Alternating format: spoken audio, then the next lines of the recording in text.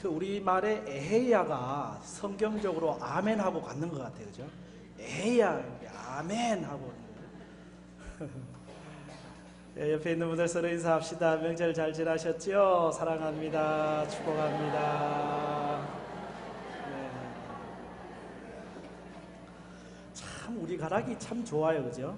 저절로 이렇게 어깨가 들썩여지는 그런 느낌을 받습니다. 여러분, 가을 하늘이 참 맑고 깨끗하고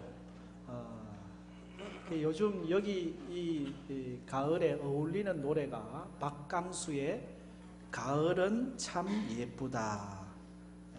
이런 노래 들어보셨어요? 통기타로 이렇게 치는 참 그 목소리도 맞던데, 가을은 참 예쁘다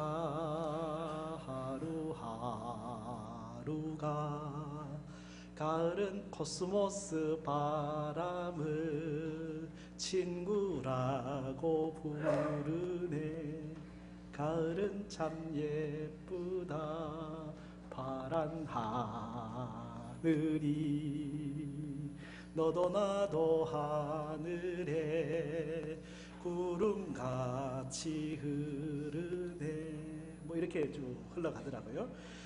조각조각 흰 구름도 나를 반가워 새하얀 미소 짓고 그 소식 전해줄 한가로운 그대 얼굴은 해바라기, 나는 가을이 좋다 낙엽 밟으니 사랑하는 사람들 단풍같이 물들어, 가을은 참 예쁘다.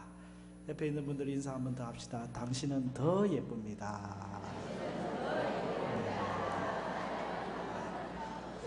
예쁜 거를 예쁘게 볼 수 있는 게 예쁜 겁니다. 예쁜 거를 예쁘게 볼 줄 모르는 게 정말 불행한 거잖아요. 그래서 감동하는 마음, 감사하는 마음, 감격하는 마음, 그게 축복이에요. 오늘 우리의 삶에 가을의 향기, 가을의 냄새를 맡을 수 있다고 하는 게 얼마나 아름다운 일인지, 하나님이 우리에게 주신 은총 중에 하나가 바로 이 감성, 공감, 그렇죠? 느낌. 우는 사람이 있으면 함께 눈물을 흘리면서 울어주고, 웃는 사람이 있으면 또 함께 기뻐하고 또 즐거워해 줄 수 있는, 그게 축복이잖아요. 근데 오늘 우리 시대가 점점 이렇게 좀 메말라 간다 그러나요? 다른 표현을 하면 화석화되어 가는 경향이 있어요. 이 화석이라는 말은 여러분 잘 아는 것처럼 이 지질 시대에 동식물이라든지 어떤 물건이 완전히 그 퇴적암층에 갇혀가지고 완전히 돌처럼 굳어 있는 것을 우리가 화석이라고 표현하는데, 이걸 이제 비유적으로 이 화석이라는 단어가 오랜 시간이 지나도 달라지거나 나아지지 않고 어떤 상태에 그대로 있는 것을 우리는 화석이라고 표현을 하거든요. 여러분, 우리의 마음이 화석화되어 간다라고 하는 건 뭐냐면은 감사가 사라지고 감격이 없어지고, 우는 사람을 보아도 울 줄을 모르고 웃는 사람을 보아도 함께 웃을 수 없는 마음 상태, 그게 화석화되어 가는 상태지요. 예수님도 그런 시대상을 보시면서 참 안타까워하셨어요. 마태복음 11장에 예수님의 말씀이 있는데, 우리가 너희를 향하여 피리를 불어도, 피리를 왜 불어요? 좀 춤 좀 추라고. 그런데 춤을 출 줄을 모른다는 거예요. 우리가 슬피 울어도 좀 가슴을 치면서 함께 울어주면 좋겠는데 함께 우는 사람이 없는 그 시대 상황을 보면서 예수님이 안타까워하시거든요. 여러분, 오늘 우리의 신앙의 모습 또한 이런 화석화되고 있지 않은가라고 점검을 해봐야 돼요. 오늘 여러분이 예배 자리에 나와서 예배를 드릴 수 있는 게 얼마나 감동스러운 이야기입니까? 오늘 이 거룩한 예배의 자리에 내가 오늘 하나님 앞에 하나님이 받으시는, 하나님이 지금 보고 계시는 예배를 드린다. 그 감동이 여러분 안에 있습니까? 이 감동을 가지고 하나님 앞에 예배할 수 있기를 바랍니다.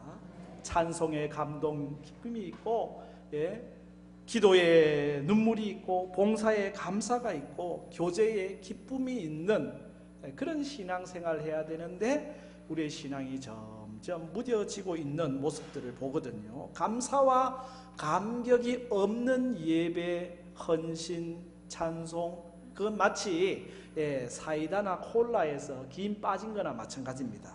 김 빠진 사이다, 이건 뭐 참 네 맛도 내 맛도 아닌 게 맛이 없는 거거든요. 여기에는 아주 톡 쏘는 맛이, 그리고 시원한 맛이 있어야 되는데 예배가 그런 거예요. 여러분, 예배가 하나님 보실 때 참 톡 쏘고 시원한 그런 하나님 마음을 시원하게 해드리는 그런 예배가 되려면은 그 예배 속에는 반드시 있어야 되는 게 뭐냐면 감사와 감격이라는 거예요. 감사와 감격이 있는 예배, 감사와 감격이 있는 찬송, 감사와 감격이 있는 기도, 감사와 감격이 있는 나눔, 그것이 진짜 하나님이 받으실 만한 예배거든요. 그게 없다고 하면은 여러분 그런 거 있잖아요. 왜 안고 없는 찐빵, 잉크 없는 만년필, 전기가 없는 전등, 기름 없는 자동차, 뭐 이 모양은 그럴싸한데 진짜 정말 소중한 것이 빠져 있다고 하는 거 아니겠어요? 일본의 신학자요 목사인 우찌무라 간조는 하나님이 인간을 저주하신다면은 질병이나 실패나 죽음 따위로 저지하지 않고 감사하는 마음이 우러나오지 않는 마음으로 저주를 하실 것이다. 그런 얘기를 했어요. 이게 뭔 얘기입니까?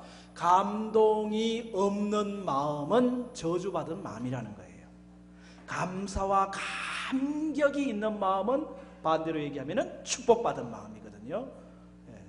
오늘 거룩한 주일에 주님 앞에 나온다고 하는 주일의 감동, 얼마나 좋아요.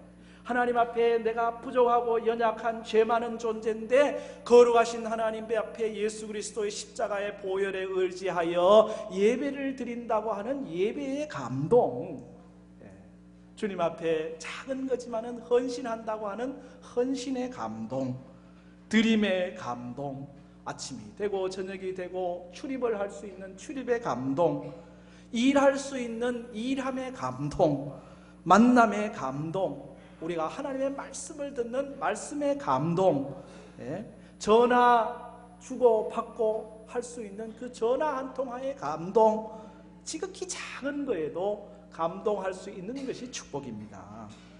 여러분, 오늘 제가 말라기의 말씀을 읽었습니다만은 앞으로 이제 말라기를 쭉 공부를 좀 하려고 하는데, 이 말라기 시대의 특징이 뭐냐면은 이 감동이 없어진 거예요. 감격이 없어진 거예요. 신앙이 화석화되어 갔다는 거예요. 굳어졌다는 거예요. 단단하게 굳어져 버린 그런 안타까움이 여기 담겨져 있습니다. 유대인들이 바벨론 포로에서 돌아온 지 100년이라고 하는 시간이 흐른 시점이 바로 이 말라기 선지자가 활동하던 시대입니다.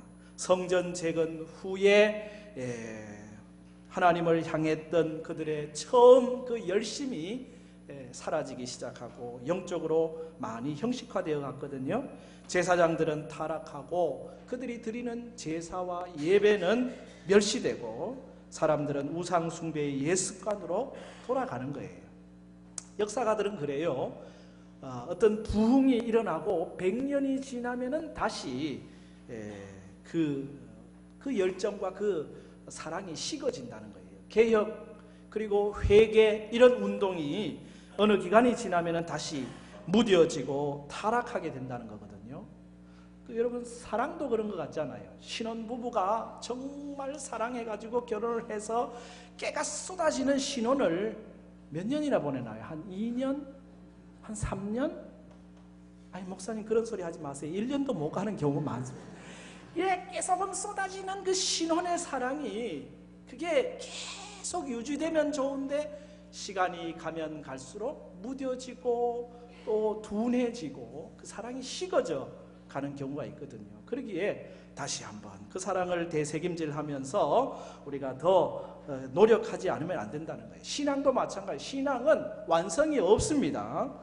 우리는 늘 우리의 연약함을 인정하고 회개하고 하나님께로 늘 돌아가는데 힘쓰지 않으면 안 된다는 거죠. 오늘 우리 시대의 교회 건물은 참 얼마나 좋습니까? 좋은 건물. 그러나 정작 신앙은 보면은 생동감이 점점 과거보다 사라지고 성도들의 영성은 무기력해지기도 하고 믿음은 변질되는 그런 모습들이 있거든요. 그런 점에서 이 말라기서는 과거 말라기 시대에만 필요한 말씀이 아니라 오늘 이 시대 우리에게도 여전히 유용한 말씀이고 말라기 선지자의 외침을 들어야 한다고 하는 사실입니다. 이 말라기 선지자는 나의 사자라고 하는 이름의 뜻을 갖고 있거든요. 비록 넉 장밖에 안 되는 짧은 말씀이지만은 그러나 이 말라기 선지자의 말씀이 선포된 이후에 신약의 세례 요한 선지자가 나오기까지 400년이라고 하는 시간이 침묵으로 흘러요. 하나님이 말씀을 하지 않으셔요. 예수님이 하나님이 마지막 이 말라기를 통해서 말씀하시고는 400년 동안 조용히 아무 말씀하지 않는다니까요. 왜 하나님이 아무 말씀하지 않으시는가? 왜? 말라기를 통해서 할 말 다 했다는 거예요. 이제는 기다리고 변화를 두고 보겠다고 하는 그런 의미거든요. 그런 점에서 이 말라기는 중요한 의미가 있습니다. 구약의 마지막 책이잖아요. 마지막은 언제나 결론 같은 그런 말씀이 담겨 있거든요. 그래서 여러분이 말라기를 읽어보면 구약의 메시지가 다 담겨 있어요. 하나님이 얼마나 우리를 사랑하셨는지, 하나님이 범죄하는 이스라엘을 어떻게 징계하시는지, 열방을 어떻게 하나님이 훈계를 하시는지, 메시아 오실 주님이 어떤 분이신지, 하나님이 어떻게 변화와 기대를 갖고 계신지에 대한 소망의 말씀까지 다 이 말라기에 포함이 되어 있거든요. 그래서 여러분 구약을 다 잘 몰라도 말라기를 공부를 잘 하면은 구약을 다 아는 겁니다. 결론을 잘 확실하게 알면은 얘기하려는 요지를 알잖아요. 이 말라기 속에는 하나님의 구약의 메시지가 다 압축되어 있는 그런 말씀이라고 할 수 있어요. 이 말라기를 가만히 몇 번 읽다 보면은 연상되는 장면이 하나 있습니다. 마치 결혼 생활이 원만하지 못해서 삐그덕거리다가 남편과 아내가 언성을 서로 높이면서 서로 묻고 대파고 당신 나하고 계속 같이 살 거냐? 종이 한 장 갖다 놓고 사인을 할 거냐 말 거냐? 그러면서 당신이 언제 나를 사랑했어요? 왜 내가 당신을 사랑 안 했나? 사랑했지. 얼마나 사랑했는데. 서로 이렇게 주거니 빠거니 하는 그런 장면들로 연상을 해볼 수가 있는 거죠. 한 7번 그 말씀들이 계속 이어지고 있는데 제가 한번 말씀을 드릴 테니까 여러분이 체크를 해보십시오. 2절 말씀, 오늘 말씀에 보면은 하나님이 이렇게 얘기를 합니다. 내가 너희를 사랑하였노라. 그렇게 말을 하니까 이스라엘 백성들은 하나님께 뭐라고 얘기하냐면 주께서 어떻게 우리를 사랑하셨나이까? 하나님이 언제 우리를 사랑한 적이 있다고 그런 말씀을 하십니까? 라고 되묻는 장면이죠.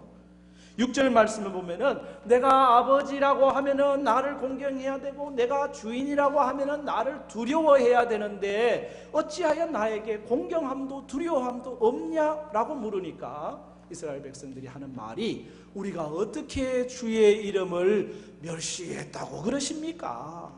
서로 지금 하나님은 공경 안 했다고 두려워하지도 않았다고 하니까 이스라엘 백성은 우리가 왜 하나님을 공경하지 않았느냐고 그렇게 대반문하고 있는 장면이잖아요. 7절에 보면은 너희가 더러운 떡을 나의 제단에 드리고도 하나님 앞에 거룩한 떡을 드리는 것이 아니라 더러운 떡을 드리고도 하는 말이 우리가 어떻게 주를 더럽게 했습니까? 하나님은 지금 너희가 하나님 앞에 거룩한 떡을 드리지 않고 온전한 예배를 드리지 않았다라고 말하고 있는데 우리는 그런 적 없다고 시치미를 뚝 떼고 있는 장면이에요. 2장 17절에 너희가 말로 여호와를 괴롭게 하고도 우리의 하는 말이 하나님을 괴롭힐 수 있다고 하는 걸 여러분 생각해 보셨나요? 너희가 말로 여호와를 괴롭히고도 하는 말이 우리가 어떻게 여호와를 괴롭혀 드렸습니까? 우리는 그런 적이 없다고 얘기를 하고 있는 그런 모습이잖아요. 3장 7절에 내게로 돌아오라 그리하면 나도 너희에게로 돌아가리라. 좀 돌아와라 말하고 하니까 하나님 우리가 떠난 적도 없는데 우리 보고 돌아오라고 하니 우리가 어떻게 해야 돌아가겠습니까? 계속 콧방귀만 끼고 있는 모습이잖아요. 하나님이 말라기를 통해서 말씀은 선포하고 있는데 그 말씀이 백성들 안에 지금 다 접수가 안 되고 있는 장면이에요. 3장 8절에 너희는 나의 것을 도적질하고도 말하기를 우리가 어떻게 주의 것을 도적질하였나이까. 그런 적 없다는 거죠. 3장 13절에 너희가 완악한 말로 나를 대적하고도 이르기를 우리가 무슨 말로 주를 대적하였나이까. 이게 말라기서의 전체 줄거리예요.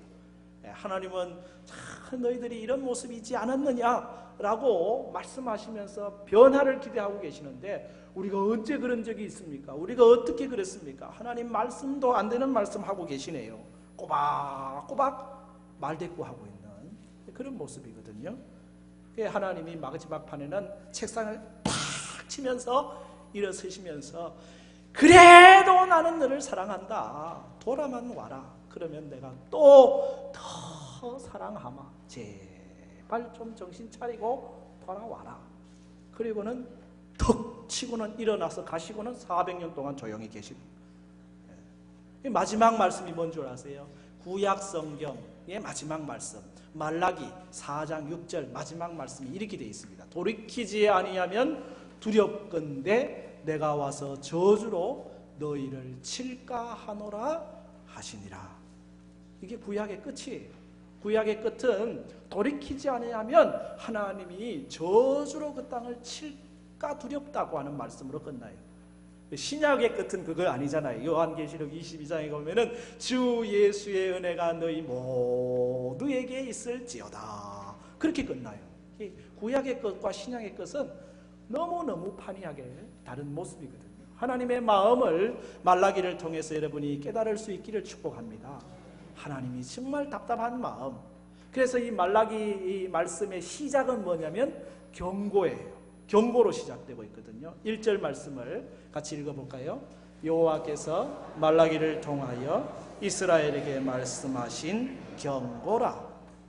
이 경고라는 말 여러분 잘 아시잖아요. 여러분 축구 경기 같은 데서 심각한 반칙을 했을 때 심판이 꺼내드는 게 있습니다. 옐로우 카드, 경고지요. 그런 거 하면 안 된다는 거예요. 한 번 더 하면 너 그때는 퇴장이다라는 거예요. 경고를 주는 겁니다. 이 말라기서는 오늘 말라기를 통한 경고예요. 오늘 우리에게 주시는 하나님의 경고장이에요. 이 말씀을 우리가 경고로 받아들여야 돼요. 빨간 글씨로 지금 말라기서가 우리에게 당도되어 있는 거예요. 물론 이 경고장을 보내고 있는, 경고장을 선포하고 있는 말라기의 마음은 천근만근이겠죠. 말라기도 지금 답답하기는 마찬가지예요. 자, 이 백성을 보니 하나님의 마음을 가지고 하나님의 눈을 가지고 오늘 시대를 보니 너무 답답한 거예요. 이 경고라는 말이 히브리어로 다른 표현으로는 짐이다, 부담감이다 그렇게도 번역이 돼요. 그래서 영어 성경에서는 the burden이라고 하는 단어가 써 있거든. The burden of the world. 하나님의 짐이 말라기에게 임하였다. 말라기 입장에서는, 이 선지자 입장에서는 이게 너무 큰 짐이에요. 이 부담이 자기에게 오는 거죠. 여러분, 이 선지자 말라기의 부담감을 여러분 기억해 볼 수 있기를 바랍니다.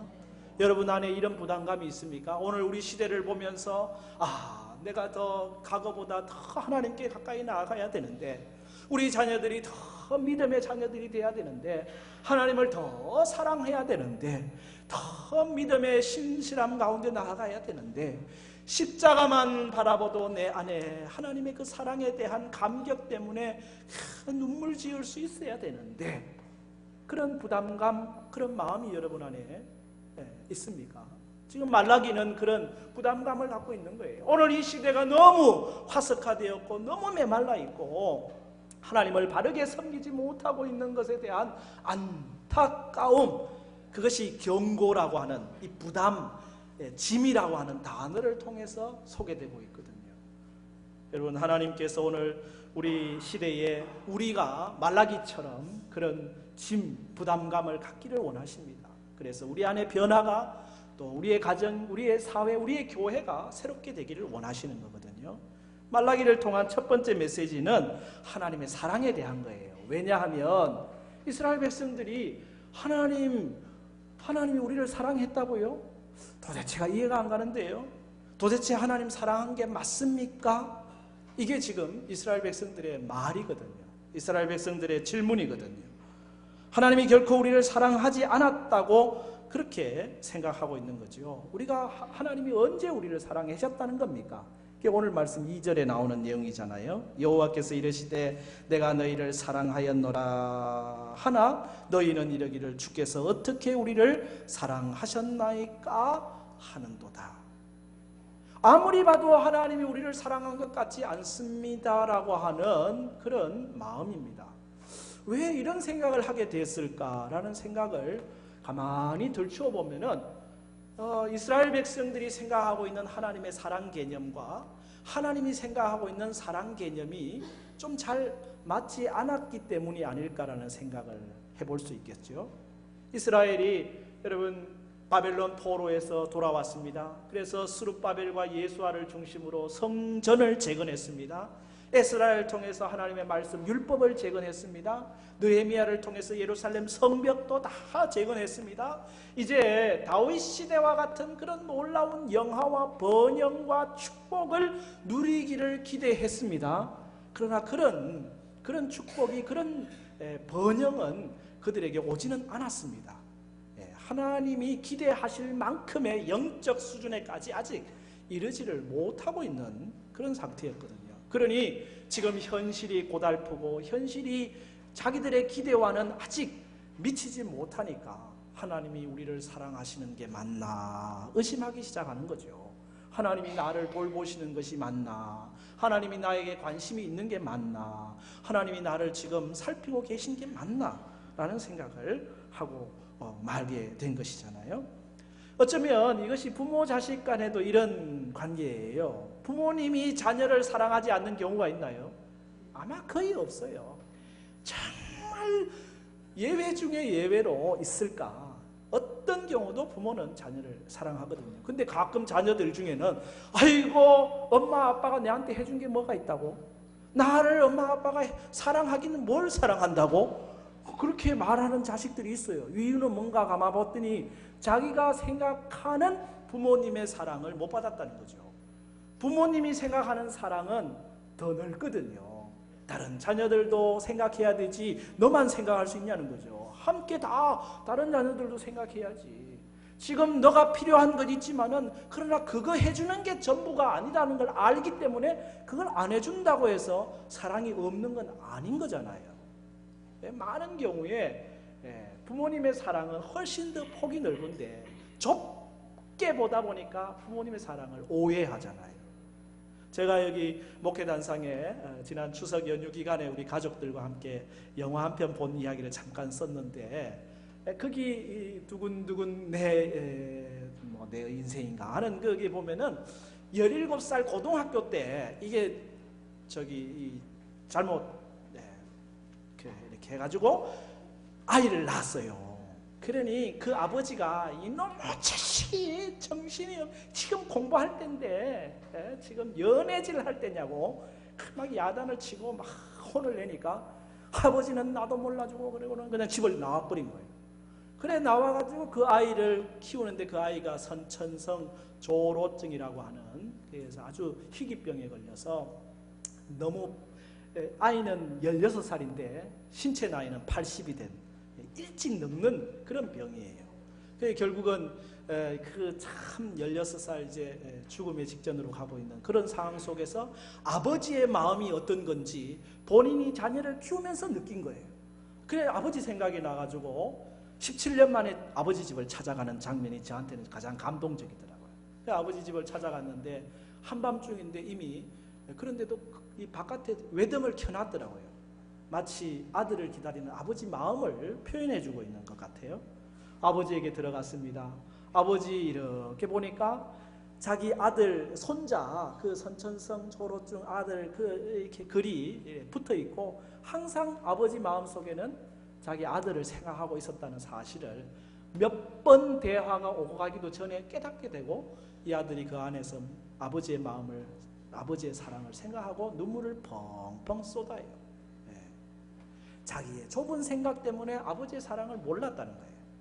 이스라엘이 왜 하나님의 사랑을 몰랐느냐? 자기 입장에서만 생각하기 때문에, 하나님의 관점에서 보지 않았기 때문에 하나님의 사랑을 오해했다는 거거든요. 우리도 가끔 믿음 생활, 신앙 생활 하다 보면은 그런 경험해요. 하나님 도대체 나를 사랑하는 게 맞습니까? 내가 이렇게 힘들고 어려운 가운데 있는데 하나님은 왜 도대체 나를 돌보시지 않으시는 겁니까? 실망스럽습니다. 내가 기대하는 사랑이 내게 주어지지 않는다고 해서 하나님의 사랑이 없는 것은 아님에도 불구하고 우리는 하나님의 사랑이 없는 것인 양 그렇게 이야기하고 말할 때가 있거든요. 여기에 하나님이 주시는 메시지는 분명합니다. 이스라엘을 향한 하나님의 분명한 말씀은 뭐냐? 내가 너를 과거에도 사랑했지만은 여전히 사랑하고 있다고 하는 말씀입니다. 오늘 이것이 오늘 여러분에게 주시는 하나님의 말씀입니다. 여러분을 하나님이 과거에도 사랑했지만은 지금도 여전히 사랑하고 계시다는 사실입니다. 이스라엘이 받은 사랑이 얼마나 특별한 것이었는지, 하나님이 아브라함을 선택하셨습니다. 그리고 그 아들 이삭을 구별하셨습니다. 이삭의 아들 중에 에서와 야곱, 그런데 큰형이 에서고 둘째가 야곱이거든요. 그런데 하나님이 야곱을 사랑했다는 거예요. 야곱을 특별히 구별했다는 거예요. 이건 하나님의 특별한 사랑이거든요. 내가 이렇게 과거에 이스라엘을 향한 사랑을 했다는 거예요. 야곱을 사랑했을 뿐만 아니라 에서에 대해서는 내가 야곱을 특별히 사랑하는 이유 때문에 뒤로 제쳐놓았던 이야기가 오늘 말씀에 나와 있잖아요. 2절 하반절에 보면은 나 여호와가 말하노라 에서는 야곱의 형이 아니냐. 그러나 내가 누구를 사랑했고? 야곱을 사랑하였고, 에서는 어떻게 했고? 미워하였고, 그의 산들을 황폐하게 하였고 그의 산업을 광야의 이리들에게 넘겼느니라. 여러분, 여기서 오해하면 안 되는 것이 에서를 미워했다고 하는 것은 하나님이 누군가 에서는 미워했다고 하는 우리가 얘기하는 미움의 표현이 아닙니다. 이 미워했다는 표현은 샤네라고 하는 히브리어가 쓰여지고 있는데, 이거는 우선순위에서 뒤로 밀렸다, 그런 의미로 이해를 하시는 게 성경을 바르게 이해하는 거예요. 다시 말하면 하나님이 야곱을 더 사랑하다 보니까 자연스럽게 에서는 뒤로 밀려났다고 하는 그런 말씀이죠. 여러분, 예수님의 말씀 중에 누가복음에 제자도에 대한 말씀, 이런 말씀이 있어요. 무릇 내게 오는 자가 자기 부모와 처자와 형제를 미워하지 아니하면 능히 나의 제자가 되지 못하고, 여기에 그러면 예수님이 부모와 처자와 형제를 미워해야 예수님의 제자가 되느냐? 그거는 아니거든요. 그거는 성경을 잘못 해석하는 거거든요. 여기서 미워한다는 표현은 우선순위에서 하나님보다 더 위에 놓지는 않으라는 거예요. 부모와 처자와 형제 사랑해야 하지만은 그래도 먼저 사랑해야 될 최고의 사랑은 주님이어야 주님의 제자답다, 그걸 말씀하는 거거든요. 그러므로 하나님이 야곱을 사랑했습니다. 에서를 미워했다는 것은 야곱을 사랑하려고 보다 보니까 자연스럽게 에서는 뒤로 미루어졌다고 하는 그런 말씀이에요. 야곱이 사랑받을 짓을 해서 사랑받을 자격이 있어서 그게 아니에요. 그냥 하나님이 사랑한 거거든요. 그러므로 이스라엘이 나를 하나님이 사랑했습니까? 라고 되묻는 것은 옳지 않다는 거죠. 하나님은 이스라엘을 얼마나 사랑하셨는지 우리가 뭐 더 얘기할 필요도 없잖아요. 이스라엘 백성들이 더 잘 아는 거잖아요. 애굽에서 종살이할 때 하나님이 홍해를 가르시고 그 백성들을 구원해 내셨고, 광야에서도 만나와 메추라기로 구름 기둥과 불 기둥으로 인도하여 주셨고, 약속의 땅 가나안으로 안내하여 살게 하셨고, 사사시대 왕조시대 타락하고 패역한 일이 있어도 다시 또 치고 일으키시고 정말 하나님 앞에 정죄받아 마땅하여 멸망받아 마땅한 이스라엘 백성들, 그럼에도 불구하고 바벨론 포로 갔다가 70년 만에 되돌아오게 하시는 분, 그게 사랑이죠. 징계도 사랑이고 하나님이 다시 격려하는 것도 사랑이고, 얼마나 이스라엘이 큰 사랑을 받았는데, 얼마나 지금도 너를 사랑하고 있는데 나를 사랑하십니까? 라고 말하니 내가 참 답답하고 내가 참 서운하다. 여러분, 하나님의 우리를 향한 사랑이 늘 여전하다고 하는 사실을 기억할 수 있기를 바랍니다. 여러분, 우리의 삶에 때로는 고달프고 또 하나님의 사랑이 미치지 않는 것 같고 그런 그 상황 속에서도 여전히 하나님은 우리를 돌보고 계시고 은혜는 계속된다고 하는 사실입니다. 우리를 부르셨습니다. 부르실 뿐만 아니라 구원의 은총을 주셨습니다. 나의 잘남과 나의 노력 때문입니까? 아니요. 로마서 5장 8절에 말씀한 것처럼 우리가 아직 죄인 되었을 때에 그리스도께서 우리를 위하여 죽으심으로 하나님께서 우리에게 대한 자기의 사랑을 확증하셨느니라. 우리가 아직 죄인 가운데 있을 때에 예수님이 십자가를 지심으로 그 십자가 사랑을 통해서 우리를 얼마나 사랑하셨는지를 확정하셨다고 하는 것입니다. 이 하나님의 사랑을 잊어버리거나 이 하나님의 사랑을 의심하거나 이 하나님의 사랑에 대하여 감동이 없다고 하면은 안타까운 거죠. 하나님은 지금도 여러분을 사랑하고 계십니다. 하나님도 지금도 여러분을 가장 존귀하게 보배롭게 생각하고 계십니다. 내가 너를 지명하여 불렀나니 너는 내 것이라 내 것이라 너의 하나님이라. 내가 너를 보배롭고 존귀하게 여기노라. 너를 사랑하는 내 여호와라. 우리를 사랑하시는 하나님, 우리를 여전히 보배롭고 존귀하게 여기고 계신다는 사실, 그러기에 오늘 우리가 할 수 있는 고백이 뭐겠어요? 예, 주님, 우리가 주님을 사랑합니다. 주님을 사랑합니다. 하나님은 사랑이십니다. 독생자까지도 아낌없이 우리를 위해 내어주신 뜨거운 사랑, 그러기에 하나님의 사랑을 오해하지 마십시오. 하나님의 사랑, 그 사랑을 우리 안에서 다시금 회복할 수 있기를 바랍니다. 무뎌진 마음, 그건 축복받은 마음이 아니에요. 부드러운 마음이어야 돼요. 따뜻한 마음이 돼야 돼요. 사랑의 마음이 돼야 돼요. 하나님이 오늘 우리에게 요구하시는 게 뭘까요? 예, 말라기 시대에 그 하나님의 사랑이 화석화되어 가고 있는 시대에 하나님 우리를 사랑하지도 않고 우리도 하나님 사랑할 이유가 없습니다가 아니라 여전히 하나님 사랑하고 계시니 나도 주님 사랑합니다라고 하는 주님의 사랑이 우리 안에 회복되는 거예요. 에베소 교회의 요한계시록에서 주님이 요구하시는 게 뭐였습니까? 그러나 너를 책망할 것이 있나니 너의 처음 사랑을 버렸노라. 이 처음 사랑을 버린 것에 대하여 안타까워하신 거거든요. 그러므로 어디서 떨어졌는지를 생각하고 회개하여 처음 행위를 가지라. 다시 말하면 처음 사랑을 가져라. 만일 그리하지 아니하고 회개하지 아니하면 내가 내게서 가서 내 촛대를 그 자리에서 옮기리라 말씀하고 있습니다. 처음 사랑에 대한 회복입니다. 말라버린 사랑, 무뎌져 버린 사랑, 그 사랑을 조금 더 따뜻한 사랑으로, 감동 있는 사랑으로 하나님 앞에서 회복할 수 있기를 바랍니다. 주님이 오늘 여러분에게, 저에게 이렇게 말씀하시거든요. 여러분도 한번 여러분의 이름을 넣어서 한번 따라해 보시기 바랍니다. 내가 서간이를 사랑한다. 그게 주님 마음이에요. 그러니 우리도 주님께 고백합시다. 예, 나도 주님을 사랑합니다. 예, 가을이 참 예쁘잖아요. 주님 사랑이 참 예쁩니다. 느낄 수 있는 마음을 갖고 이 가을을 지나면 얼마나 좋겠어요.